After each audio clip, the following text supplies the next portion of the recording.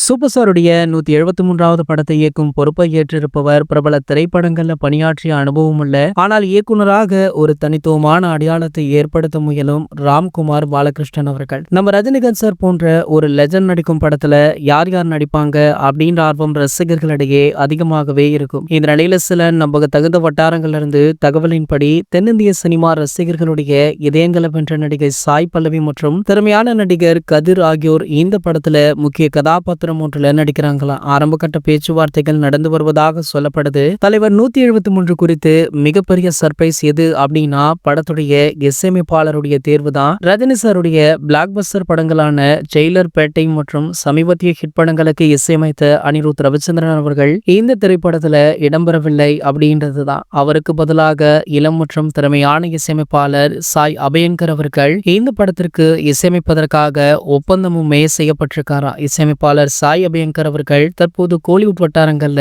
அதிக கவனம் பெற்றுமே வராரு. குறிப்பாக இவர் இசையமைத்த டியூட் படத்துல பாடல்கள் செம்ம ஹிட் அடித்திருக்கு. ஆகையால பாத்தீங்கன்னா இவருக்கு தொடர்ந்து பல பட வாய்ப்புகளுமே குவிஞ்சிட்டு இருக்கு. இந்த படம் மட்டுமல்ல, நம்ம சூர்யா சார் நடிச்ச கருப்பு திரைப்படம், லாரன்ஸ் அவர்கள் நடிச்சிட்டு இருக்க பென்ஸ் திரைப்படத்திற்குமே சாய் அபயங்கர் அவர்கள் தான் இசையமைக்கிறார் அப்படின்றதுமே குறிப்பிடத்தக்கது. இது போன்ற செய்திகளை பற்றி நீங்க உடனே தெரிஞ்சுக்க நம்மளுடைய சேனலை மறக்காம சப்ஸ்கிரைப் பண்ணிக்கோங்க.